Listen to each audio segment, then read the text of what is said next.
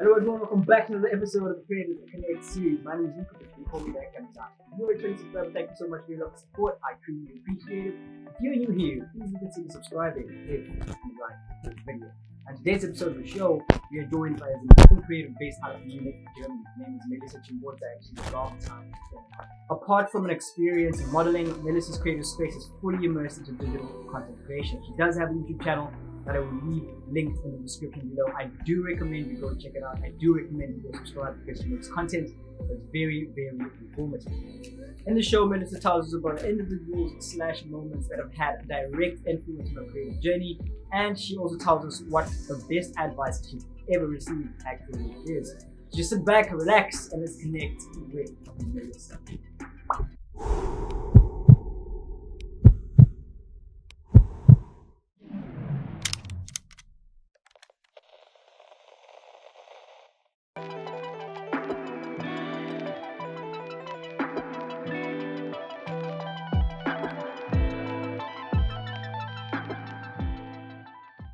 Okay, sweet. So, thank you, Melisa, for joining me and for taking time out of your schedule again to be here and just speak a little bit more about the creative space that you find yourself in. I really do appreciate you taking time out to be here.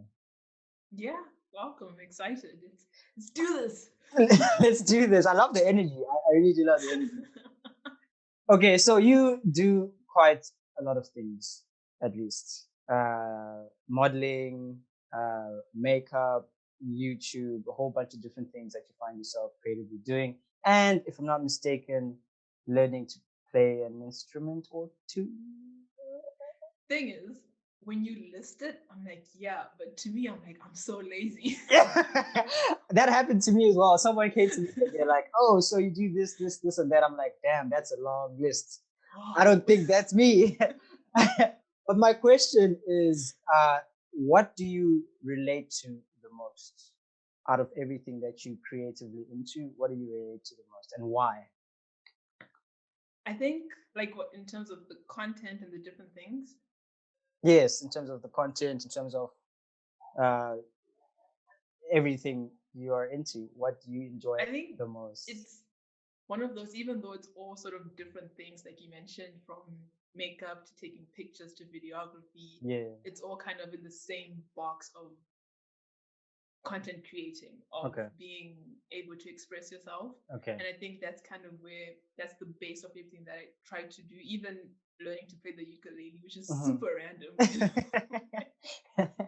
That is random. But just kind of being like, oh, I made this video, oh, I took that picture, I edited that, I played that song.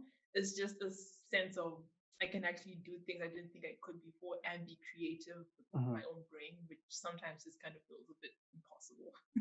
Which is pretty cool. You mentioned that you do it then to be able to express yourself. So then, since you're involved in so many different things, do you express yourself differently in different creative spaces? So, for example, when it's taking pictures, you're expressing a different part of yourself. When it's making videos, you're expressing a different part of yourself. Or there's just a general expression. Either way, whatever you're doing, you're expressing yourself the same way. How does it work?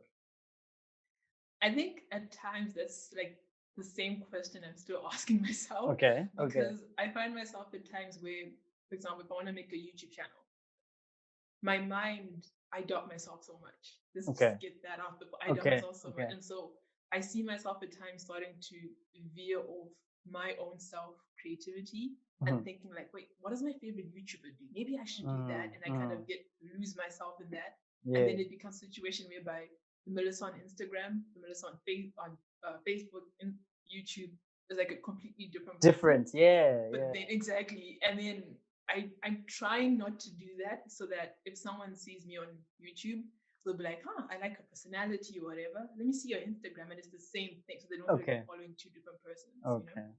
And that's very important, and that's very interesting as well, to have some kind of consistency and fluidity, which is very difficult to find, especially when you're starting it.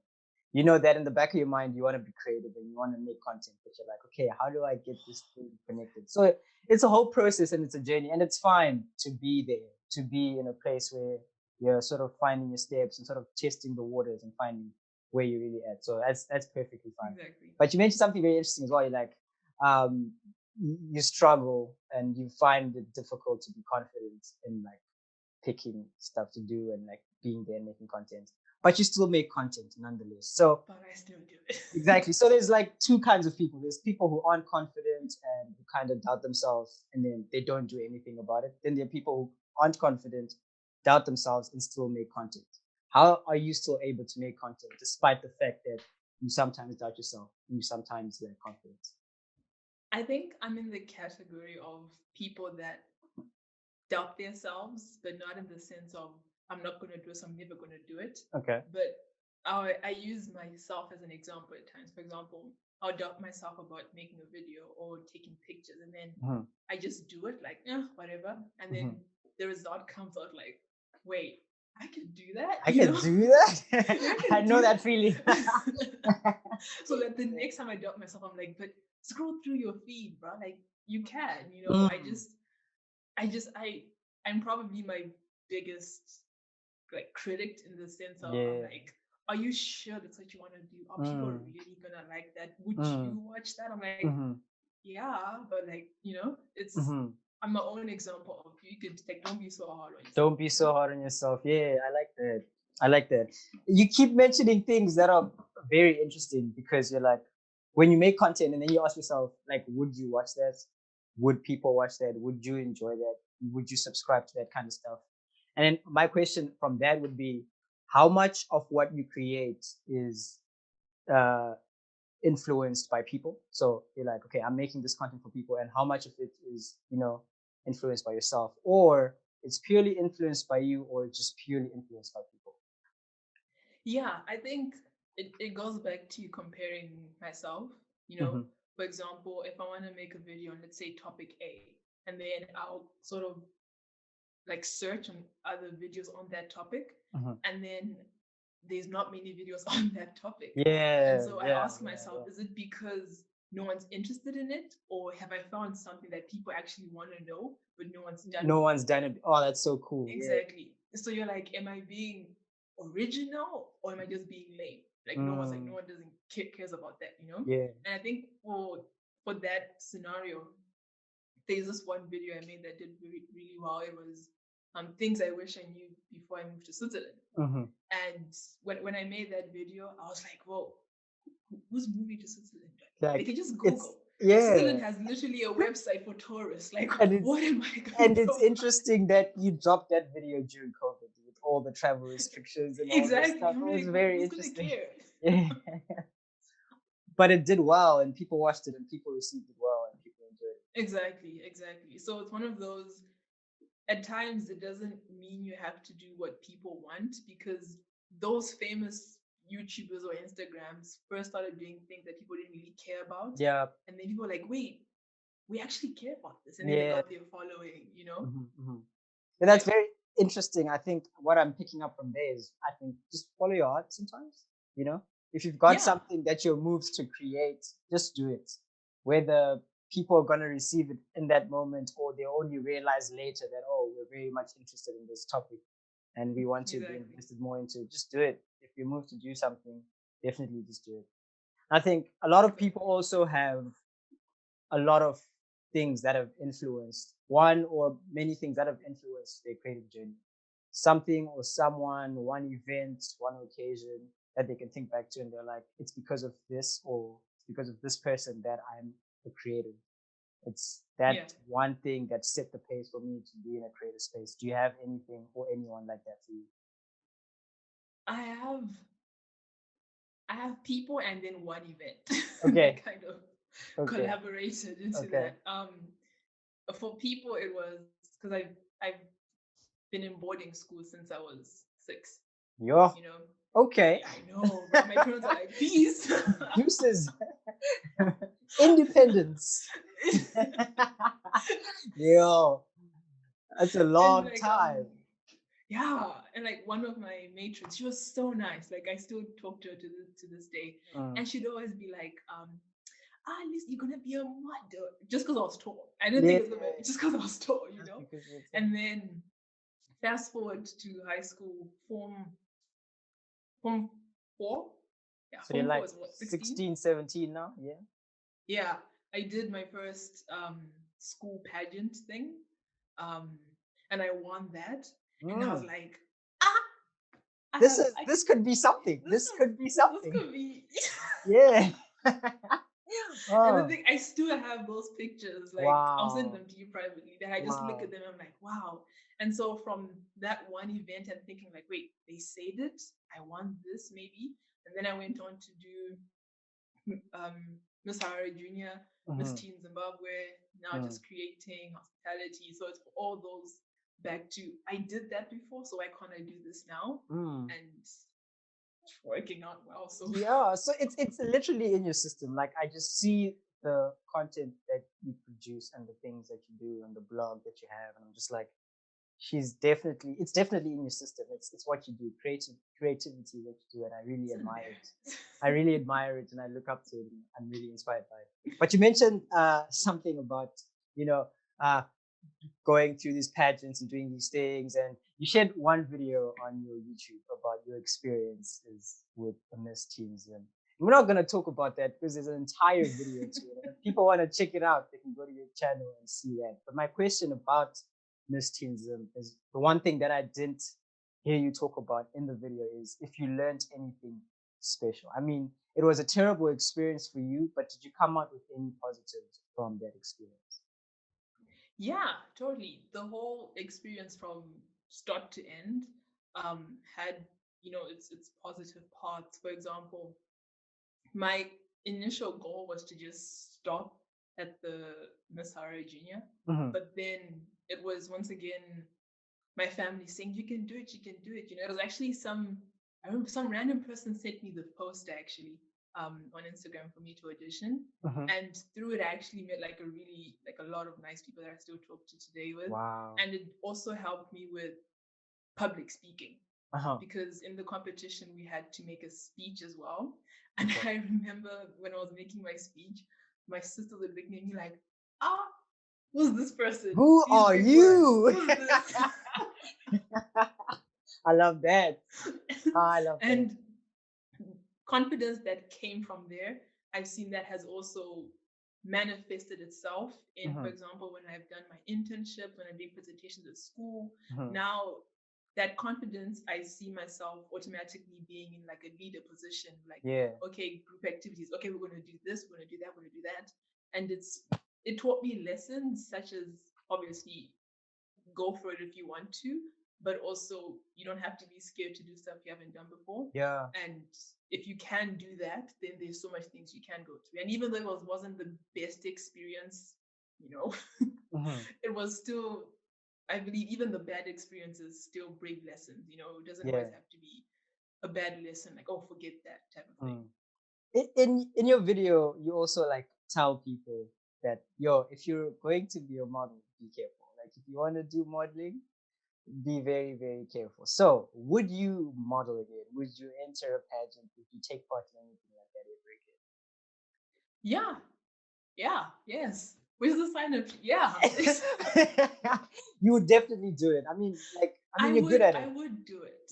Yeah, because one bad experience shouldn't completely deter me from if I'm like, I'm gonna be Miss World, I'm like, so go for it. One bad experience doesn't mean that I have to. I'm actually going to write that down. One bad experience should not dictate your entire journey. Wow. That's actually pretty powerful. That's actually pretty cool. And I like that. And it's true. And it's very true. And it's very true. I love that. Okay, so you've been creative or in a creative space for a long time, over 5 years. 5+ years, you've been in a creative space. You've been doing a lot of different things, blog, YouTube, taking photos, videos. If you had an opportunity to go to the younger version of yourself just a couple months before you decided to enter a creative space, what advice would you give the younger version of yourself? After having learned everything you've learned and seen everything you've seen so far, what would you tell a younger Melisa? I'll tell her 3 things. Okay. Number 1, quality. It apparently is important. What do you mean apparently it's important? Apparently. Oh my days, that's funny.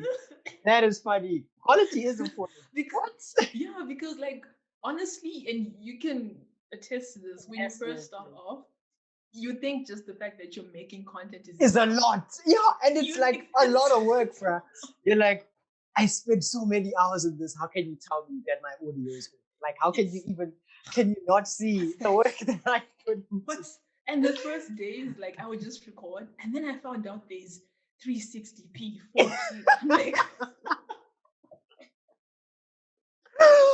it's a thing. It's a thing. Hey, younger Melisa, watch out for quality, hey? Bro, like it's just, and it's the smallest things. I remember you actually showed me that, because that same Miss Teen Zimbabwe video, usually I never use like a microphone setup or anything. Yeah. But then my boyfriend was like, let's do some mic setup. You never do. And you had, I think you had 2 or 3 angles, camera angles. Yeah. It was so lit. I was like, now that's quality. Like for me, I was like, okay, fine, put another camera there.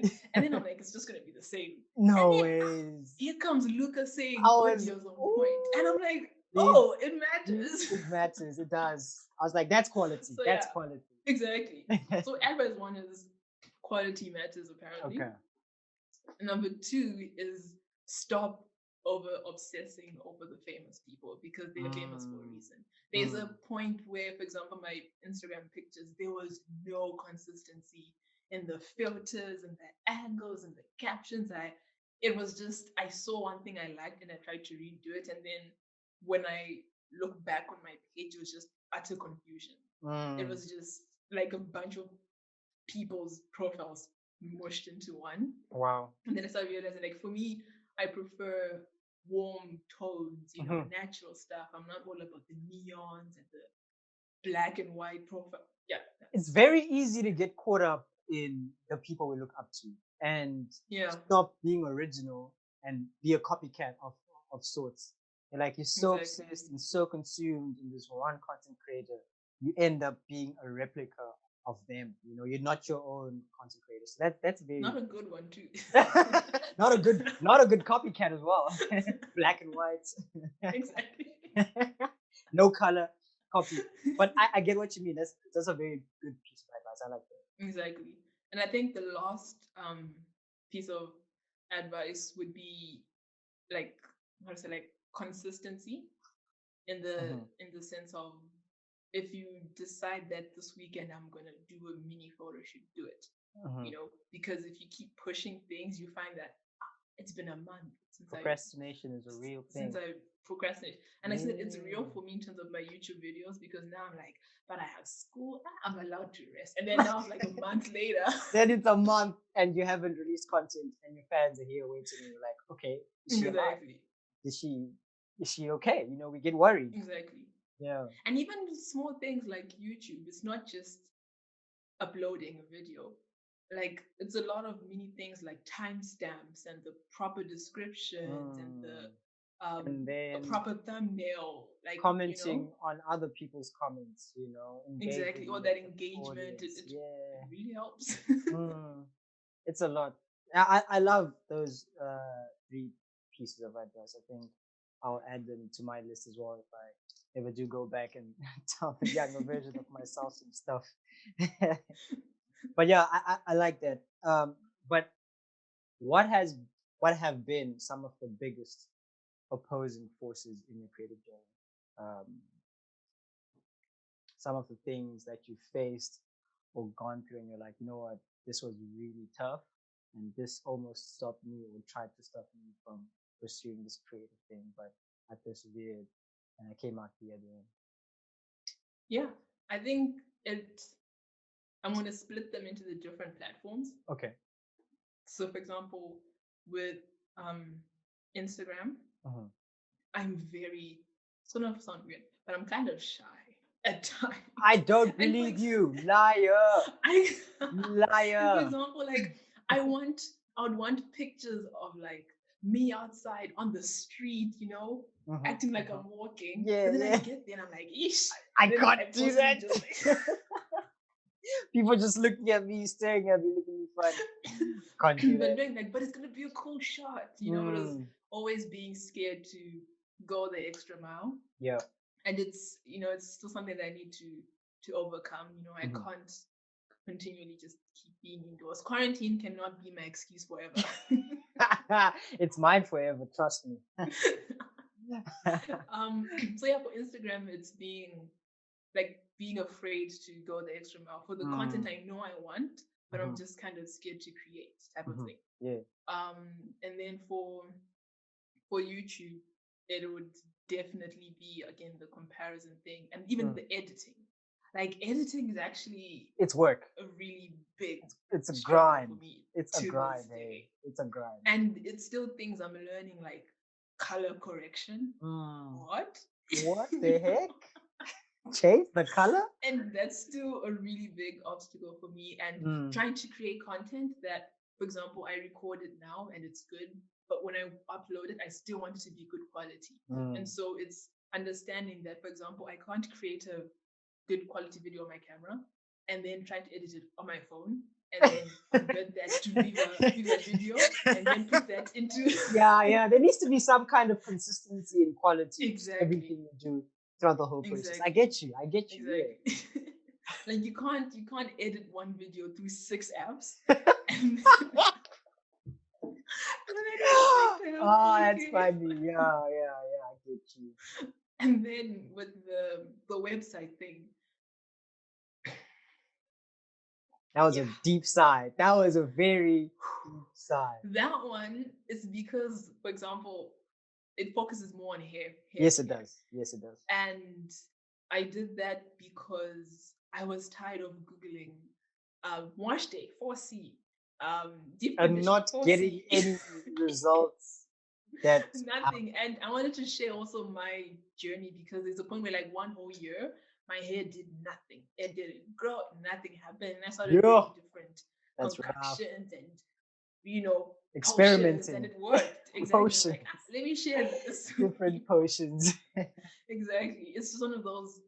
Is it enough that people actually care about how my hair is going, what I'm doing with it? And it just goes back to, if I want to know, maybe someone else wants to know. And even if one person logged in, it's enough, honestly. It's enough. I like the point on, even if one person watches my content, even if one person is helped by it, then that's more than enough. Exactly. And I think it's generally, as content creators, I won't speak for everyone, but I think for me, it's like, I'll start off and say, I really don't care about the views and the likes and the comments and whatnot. And like, maybe part of you feels like that, but it's not, get it twisted. It's nice to clock a certain amount of views or to clock a certain amount of followers. It feels good. It shows that people are responding to your work and you're doing the right thing. And it's very encouraging for you to continue to do it. Exactly. So for you, how did it feel to get over 500,000 views on one of your Instagram videos? Like, how did that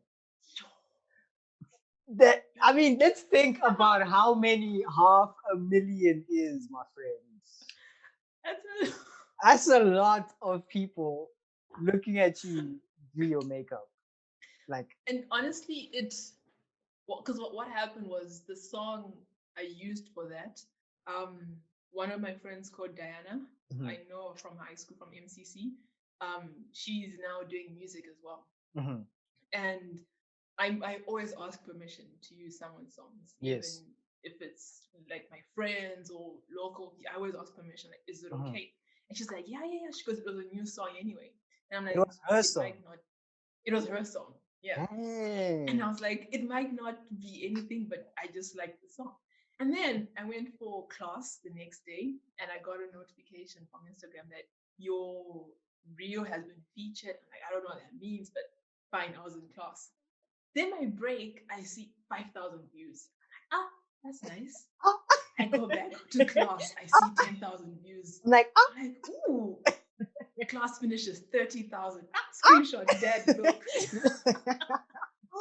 And wow. I like now, and so there's a point where it just kept coming in, and then it got to like 700K views, and I'm like, And the thing is, on that video, people are asking me, "What's the song? What's the What's song?" the song? And I kept, "Oh, it's this girl," and she's like, "Melisa, my Spotify views for this song is I've like," gone and so it was up. because I became more happy for her than for me. Wow, that's wild.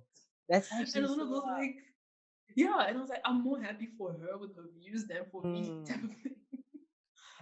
And we were talking about it in another interview I had actually recently, that sort of creativity feeds off creativity. Sometimes you don't Yeah. realize how allowing someone or collaborating with someone or working with someone, allowing them to use your content or whatever, could actually benefit Yeah. you in the long run.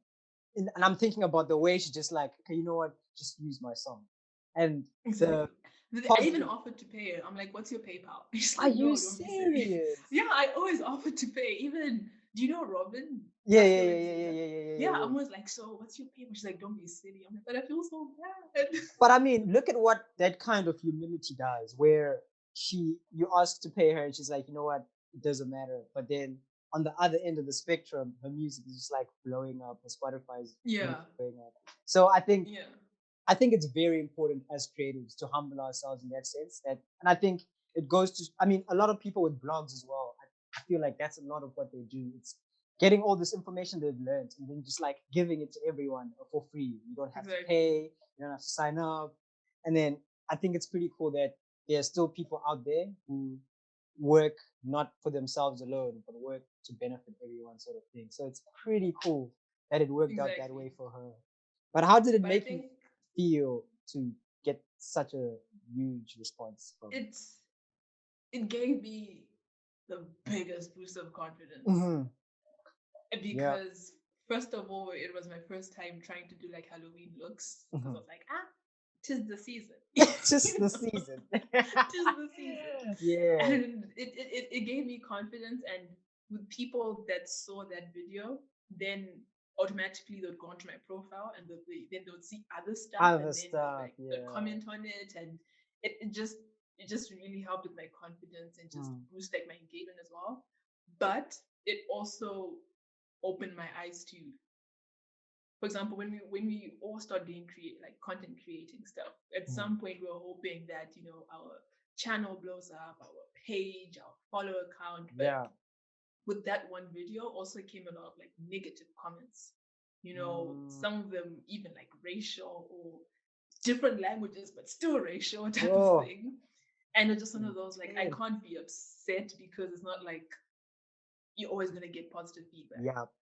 You know, and it's taking it and just be like, it is what it is. You know, you can't take it too hard, to be honest, because it's public. Not everyone's gonna have a positive opinion, and it's life, you know. And that's what a lot of content creators forget. That's what a lot of people forget about anything. It's the best time is when you're not known. That's when everything is rosy, and that's the honeymoon phase. And when everyone has an opportunity to see your work, it also gives everyone an opportunity to truly express themselves. And like you said, not everyone's gonna like you. So I think sometimes people aren't ready for that kind of negativity, and they're like, "But what the heck?" And people actually stop creating content or stop doing what they enjoy because not everyone likes them. But the truth of the matter is, not everyone is going to like you, and I think that's okay. It's not a bad thing. I'm not condoning what the comments. I'm not condoning people being spiteful on social media, but that kind of thing is there in the world, and we gotta mentally and emotionally prepare for it if we're gonna put our faces on the internet. You know, stuff like that. Stuff like that is definitely gonna happen, unfortunately. But wow, thank you for sharing that. Quite vulnerable. Thank you. It's really, I appreciate it. I was excited for you. I thought it was going to be a happy chat about 700K views, and then you're like, but yeah. The thing is, everything is going to have a good and bad side. Like, the 700K also like increased. Like, some people started following me more, and there's one thing that always bothered me was a lot of my follower account, which is not bad. A lot of my follower account was like from back home, and I wasn't getting a lot of people from here in Germany. And with my location, I got more like German followers as well. And even a lot of the messages like, "That's a nice video," were in German, and a lot of Google Translate was used. Wow, a lot of Google Translate. That's funny. But it was really a really cool experience, and confidence, and I'm like, let's keep doing this. Let's keep doing it. I'm excited to see more of that stuff. I'm definitely excited to see more of that stuff. And I'm excited that I got a chance to sit with you and chat with you. And I wish I had prepared more questions, but unfortunately, it's literally all I have for today. I really, really do appreciate you coming through, sitting down and sharing. It's been such a vibe. It's been super cool. I've been loving the energy a lot.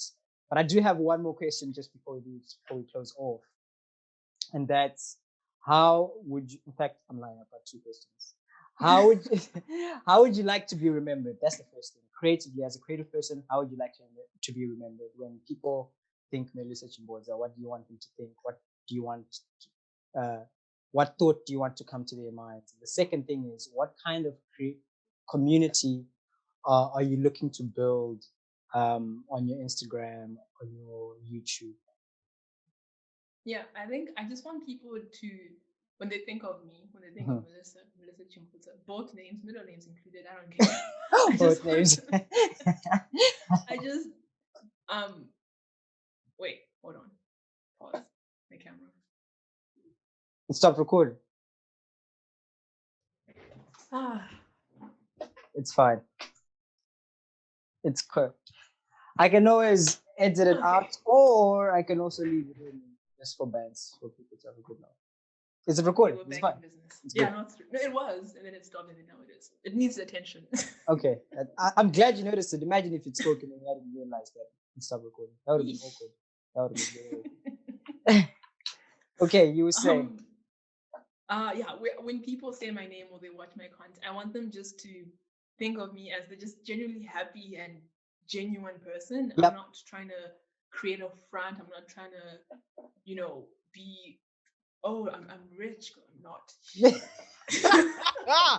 Woo! I'm not. We fake it till we make it. We fake it till we make it. Yeah. I just want them to think of me as a happy, a genuine person that you can send me a DM and be like, oh, hi, where'd you get this? I'm gonna tell you. I'm not gonna be like, DM me for price. Let's say if I start selling stuff, I'm not gonna be like, DM me for the price. That's a scam. Always put your prices. DM me for price. Come inside. We'll talk inside. Yeah, just like some drug deal. Not okay. Exactly. Just upfront. A genuine, open person. That's who I'm trying to be. That's who I am, and I just hope that like my content shows it. I hope inside I'm not happy, and then outside I'm like, oh. Yeah, I get you. And in terms of the audience that I'm trying to, how do I say, like bring in or attract? Yep. It's just, I know you probably heard this before. When you create content, you should have a niche. Yeah. You should have exactly. I don't that. Because I'm literally just making content that I love. I'm not making anything specific. I'm there with you. Exactly. If you enjoy it, come. Yeah. I don't care if you're interested in engineering, into culinary. If you enjoy what I'm saying, what I'm making, through. Come through. I might one day do a random me baking cupcakes and it becomes a disaster. I'm not a culinary person. If you enjoy seeing my chaos but still have fun with me, follow. Come through. Yeah. And the funny thing is, I mean, the world is huge.